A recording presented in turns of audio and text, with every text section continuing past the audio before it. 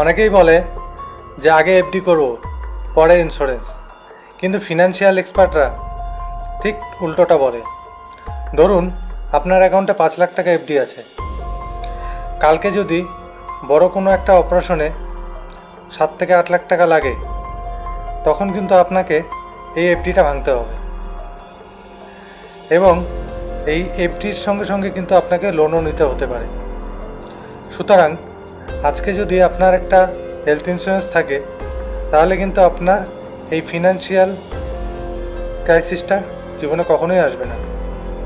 তাই ফিনান্সিয়াল এক্সপার্টরা বলে, বা ফিনান্সিয়াল প্ল্যানিংয়ের যে রুলস, সেখানে সবার প্রথমে কিন্তু একটা প্রপার হেলথ ইন্স্যুরেন্স, সেকেন্ডে হচ্ছে আপনার এমার্জেন্সি ফান্ড, অ্যান্ড থার্ডে হচ্ছে আপনার ইনভেস্টমেন্ট অথবা আপনার এফডি।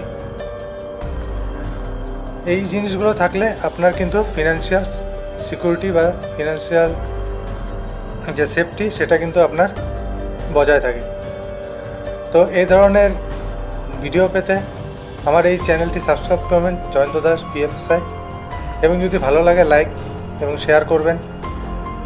এবং যদি পার্সোনাল কোনোরকম কোনো গাইডেন্সের প্রয়োজন পড়ে, তাহলে ডেসক্রিপশনে আমার নাম্বার দেওয়া থাকবে, সেখানে আমাকে হোয়াটসঅ্যাপ করবেন। Thank you.